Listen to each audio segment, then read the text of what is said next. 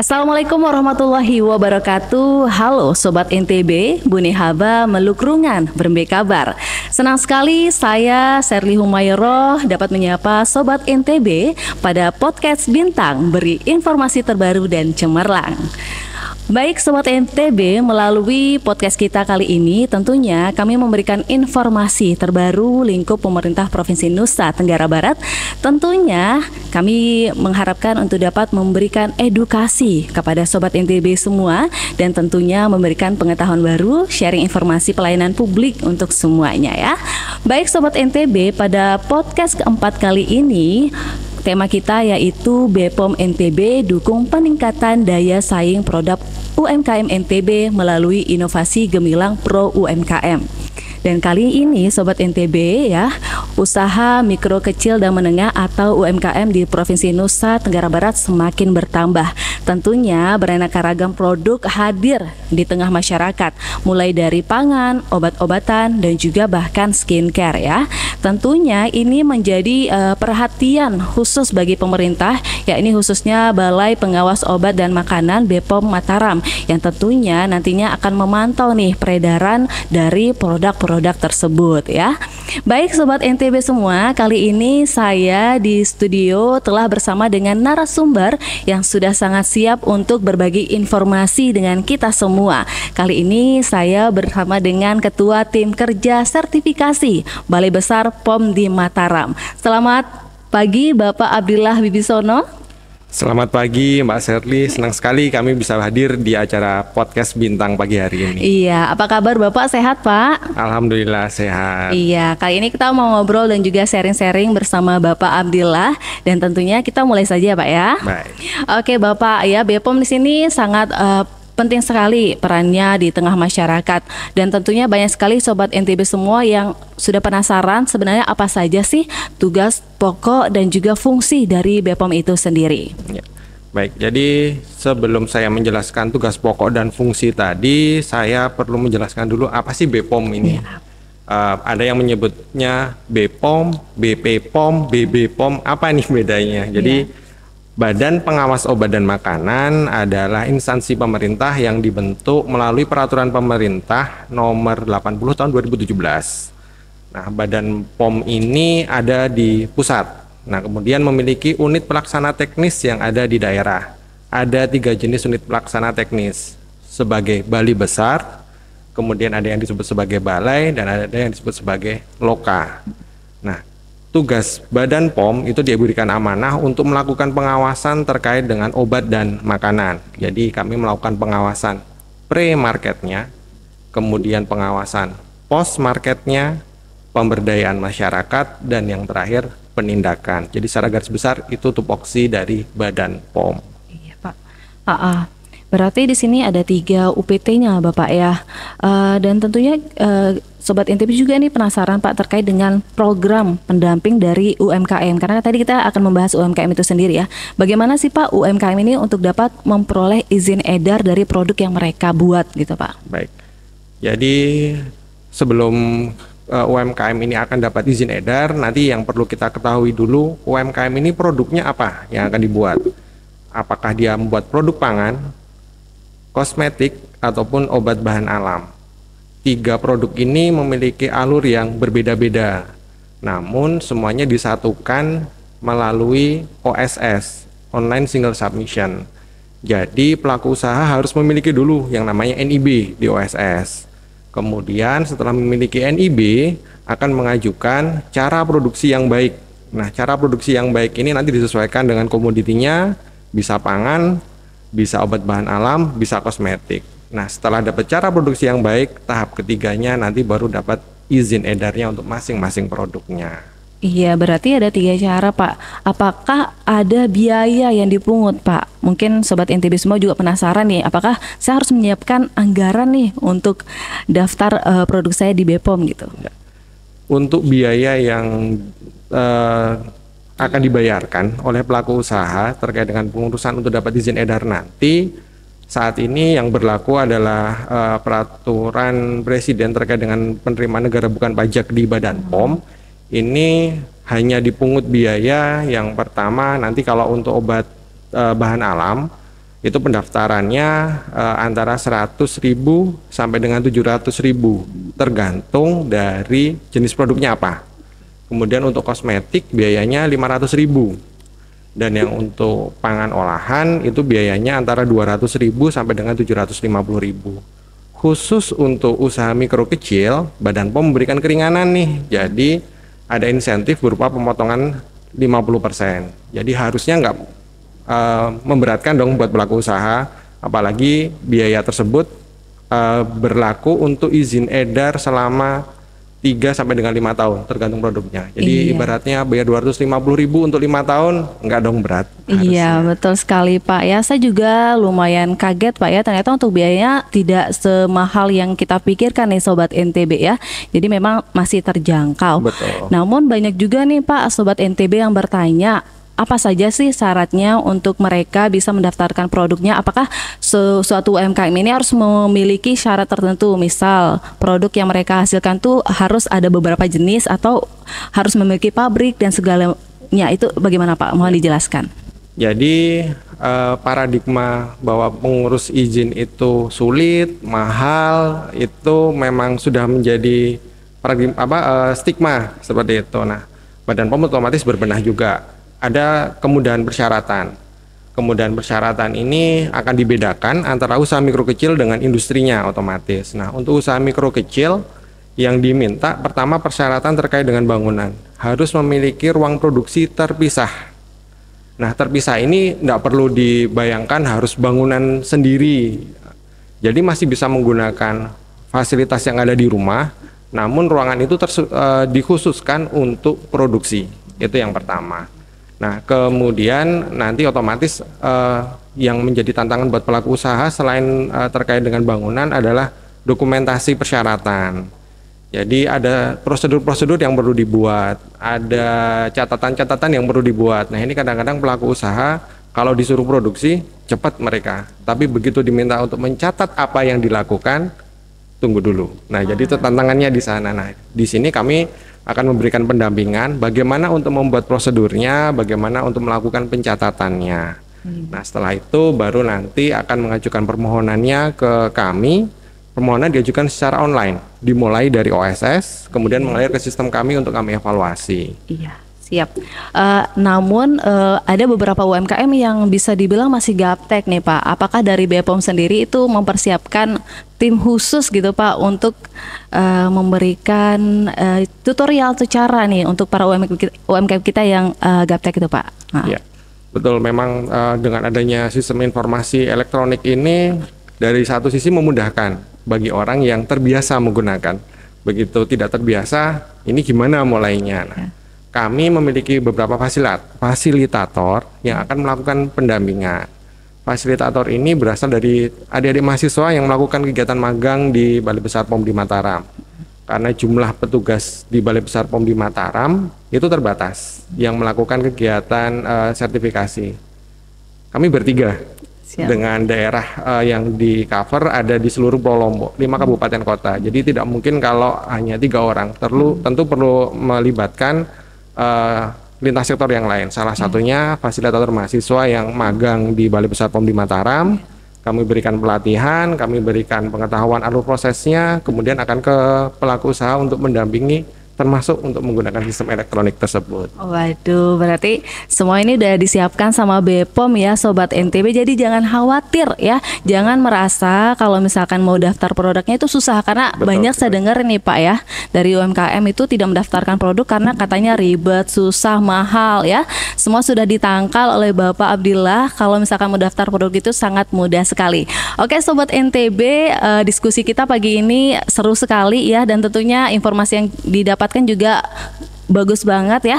Jadi sebelum kita beralih ke pertanyaan selanjutnya, kita akan mendengarkan sebuah persembahan akustik dari Bro Jemi. Oke Bro Jemi, sudah siap untuk akustiknya? Oke, siap. Mari kita dengarkan.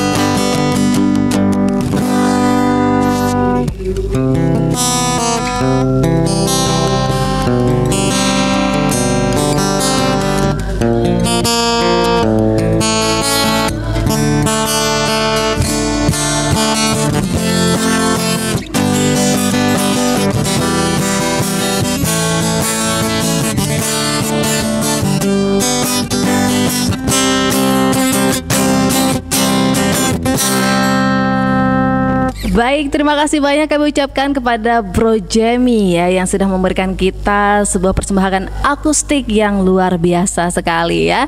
Baik, Bapak kembali lagi nih. Tadi kita sudah mendengarkan sebuah lagu persembahan dari Bro Jamie ya. Kita kembali lagi dengan pertanyaan yang tentunya sudah penasaran Sobat NTB semua ya.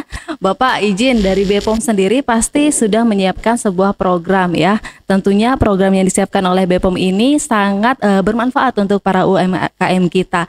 Mungkin Bapak bisa menjelaskan kepada kita semua program apa saja sih yang sudah disiapkan oleh BPOM itu sendiri. Baik, terima kasih Mbak Sherly.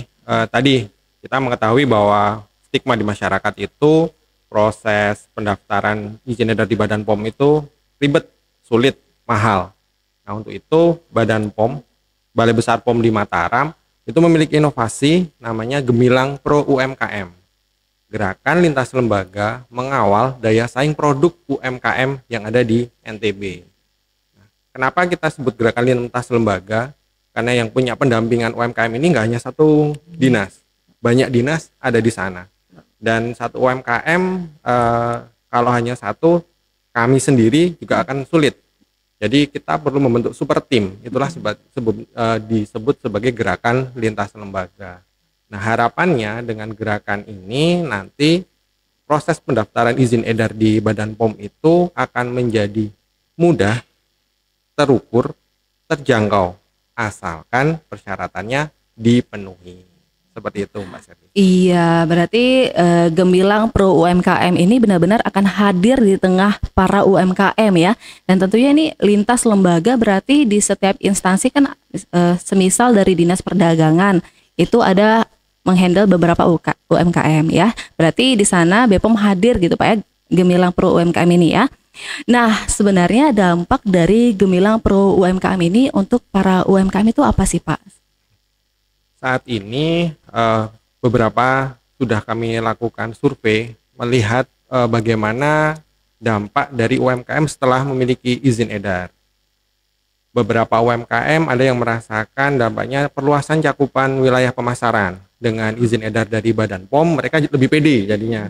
Mau dikirim ke Indonesia, seluruh Indonesia, oke, nggak masalah. Bahkan sudah mulai ada yang berekspor untuk ke luar negeri. Dengan adanya nomor izin BPOM sudah nggak ditanya lagi mana izinnya, karena sudah ada BPOM-nya itu sendiri. Nah, selain cakupan wilayah pemasaran, yang kedua juga adanya peningkatan omzet. Ada yang peningkatan omzetnya bahkan sampai 7 kali lipat.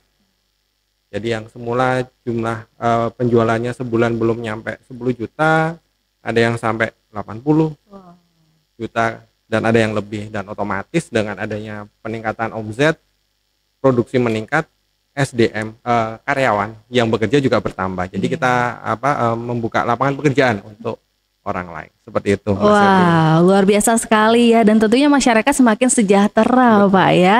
Jadi para UMKM sekarang tidak perlu khawatir lagi ya, dari BPOM sudah mengeluarkan sebuah program yaitu Gemilang Pro UMKM. Dan kabarnya nih Pak ya, kemarin saya tuh mendapatkan informasi ternyata program Gemilang Pro UMKM ini mendapatkan sebuah penghargaan Pak ya. Penghargaan Anugerah Pelayanan Publik untuk kategori pemantau keberlanjutan. Luar biasa. Ini penghargaannya dari mana sih Pak? Ya, jadi Gemilang Pro UMKM ini dapat penghargaan dari Kemenpan RB.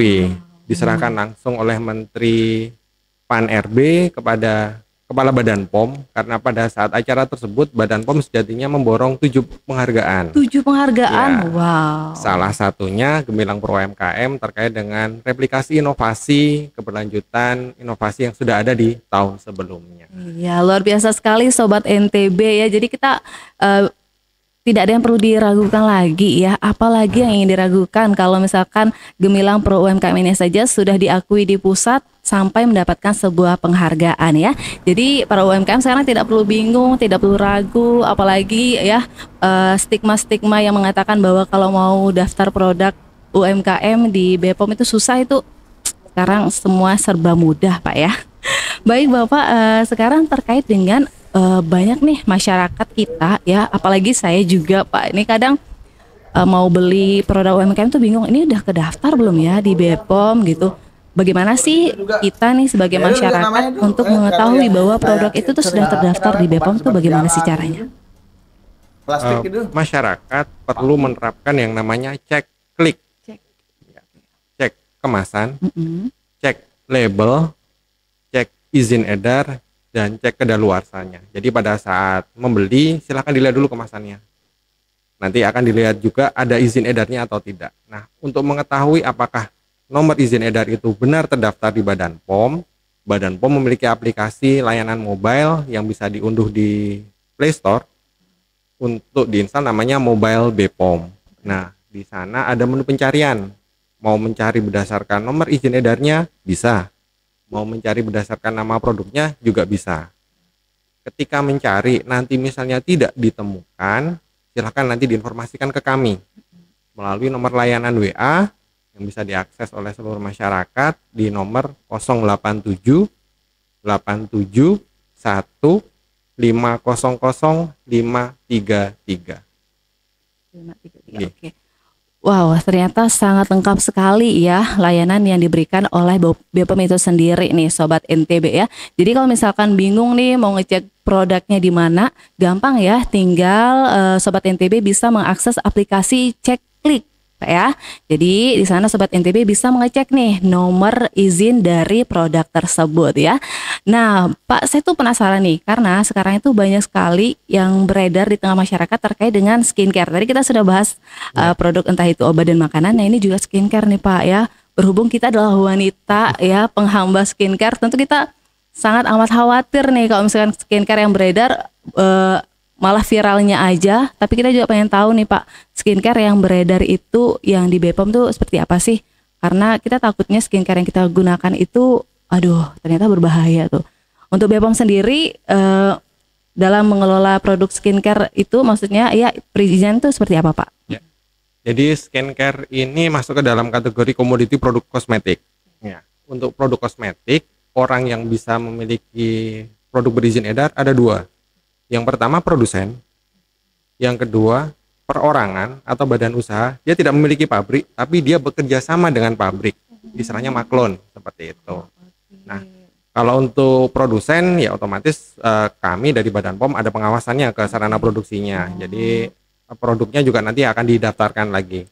Nah, untuk yang maklon juga sejatinya sama. Yang orang perorangan ini juga harusnya memiliki rekomendasi dari Badan POM bahwa dia akan melakukan notifikasi atau pendaftaran produk kosmetik seperti itu. Jadi ada jaminan buat masyarakat konsumen yang akan menggunakan skincare-nya ini benar seperti itu. Nah, memang kembali ke masyarakat. Jadi perlu adanya partisipasi aktif dari masyarakat untuk tadi mencari benar nggak sih produknya ini aman, sudah memiliki izin edar seperti itu. Iya Pak, wow informasinya matang sekali dan saya juga baru tahu ya ternyata meskipun kita tidak memiliki pabrik itu tetap bisa ya sebagai pengusaha skincare ya.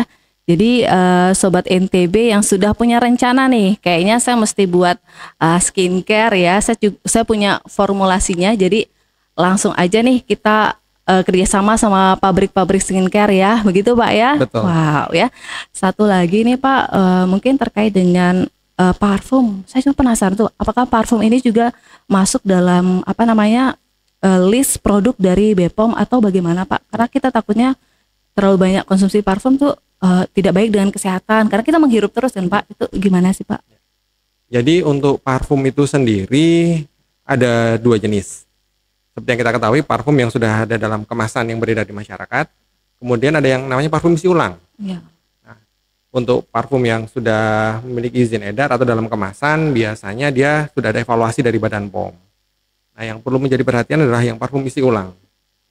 Parfum isi ulang ini regulasinya sedang berproses untuk nanti apakah dia diwajibkan melakukan pendaftaran atau tidak. Jadi isi ulang itu konsumen masyarakat yang memerlukan datang ke toko minta parfum dibuat seperti apa. Nah, edukasi yang diberikan oleh BPOM sampai saat ini terhadap parfum isi ulang ini utamanya terkait dengan bahan pelarut yang digunakan. Karena ada beberapa pelarut yang memang benar memiliki risiko ke kesehatan. Nah, masyarakat yang memiliki usaha parfum isi ulang juga sudah mengetahui apa saja yang boleh digunakan dan apa yang tidak. Seperti itu, Mbak Sherly. Berarti sejauh ini masih aman ya Pak ya kalau kita misalkan beli parfum isi ulang gitu Pak ya. Satu lagi Pak terkait dengan hirup menghirup ya.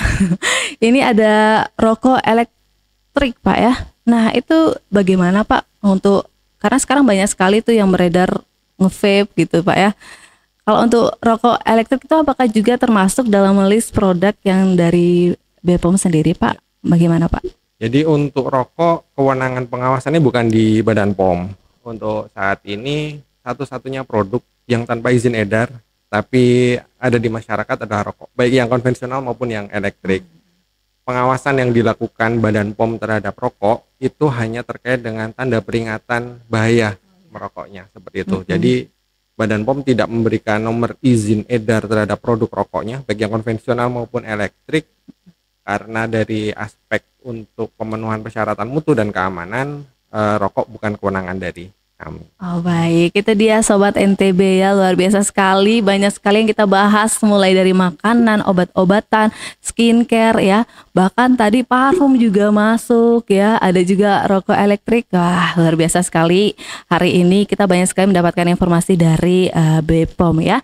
Bapak mungkin apa sih selanjutnya harapan dari BPOM terkait dengan produk UMKM kita di NTB?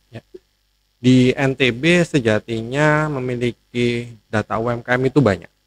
Namun yang terdaftar di Badan POM, yang sudah memiliki izin di Badan POM tuh baru 105.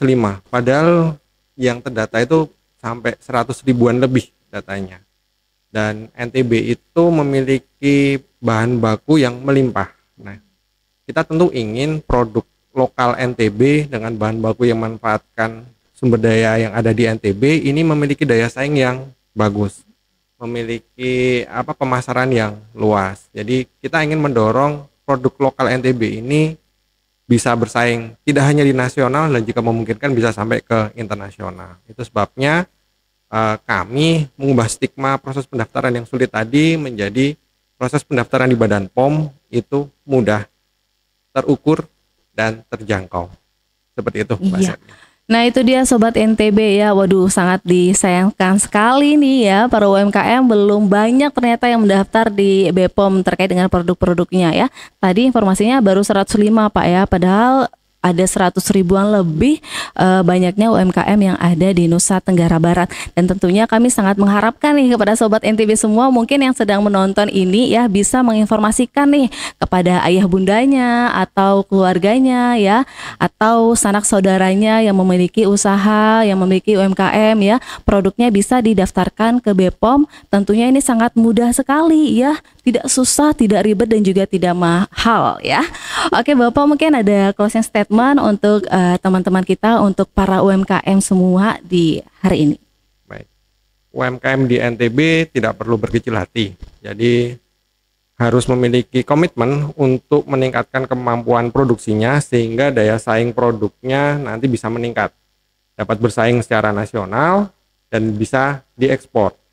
Pada saat melakukan proses pendaftaran di Badan POM, tidak perlu takut karena kami akan mendampingi proses dari awal hingga akhir. Tanpa ada biaya, tanpa mengeluarkan embel-embel apapun, pelayanan di Badan POM itu bebas dari gratifikasi.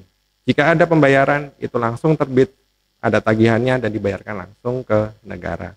Jadi ayo UMKM NTB, kita tingkatkan produk kita agar dapat bersaing di nasional. Demikian, terima kasih Mas Edi. Baik, terima kasih banyak Bapak ya. Ayo Sobat NTB ya, jangan ragu. Ayo para UMKM jangan ragu untuk daftarkan UMKM-nya di BPOM ya. Oke, terima kasih banyak Bapak atas informasinya di hari ini. Dan tentunya Sobat NTB, demikianlah obrolan kita pada hari ini.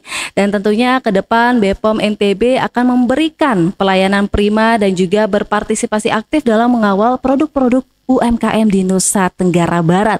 Terima kasih kami ucapkan kepada Ketua Tim Kerja Sertifikasi Balai Besar POM di Mataram, Bapak Abdillah Wibisono. Terima kasih Bapak atas kesempatannya karena ini sangat amat bermanfaat bagi Sobat NTB semua ya. Dan tentunya terima kasih sekali lagi telah membersamai kita ya di podcast Bintang kali ini. Dan tentunya podcast Bintang ini hadir dan akan memberikan informasi yang bermanfaat untuk kita semua. Saya Serli Humairah mengucapkan terima kasih dan pamit undur diri ya. Wabillahi taufiq wal hidayah. Wassalamualaikum warahmatullahi wabarakatuh. Terima kasih.